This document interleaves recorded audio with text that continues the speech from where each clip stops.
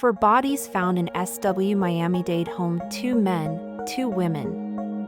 Apparent murder-suicide, police say. 60-year-old man with gun believed to have killed 3 others before turning gun on himself.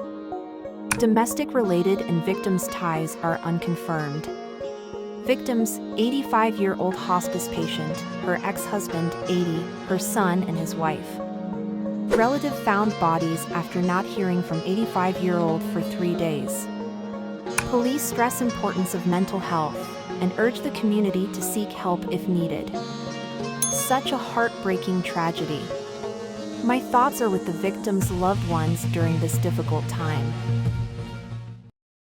He opened the door, the chain was still on the door, so when we saw that I said, well, somebody's in here. Joanna Cruz describing the moment she stepped inside this home in southwest Miami-Dade on Sunday, not realizing the 4 people who lived there had just been involved in a murder-suicide.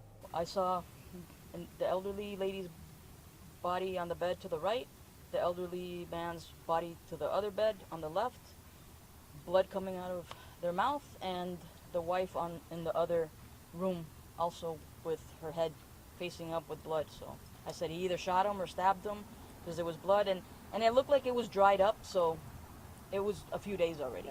Cruz says her mother originally went to deliver food to the woman in her 80s who lived there and was in hospice care. But when no one answered the door, she called Cruz to come deliver a spare key. Inside the house, she says they found the bodies of the woman, her husband, also in his 80s, along with their son and his wife, both in their 60s. She says the son shot and killed both his parents and his wife before then turning the gun on himself. They creeped me out because I said, well, if there's somebody with a gun, then, you know, we're going to be shot too. Detectives spending hours at the scene on Southwest 137th Court investigating it as a murder-suicide. They say the scene was discovered after officers were called to perform a welfare check, adding a gun was found next to one of the bodies. Very surprised because it's not normal in this neighborhood.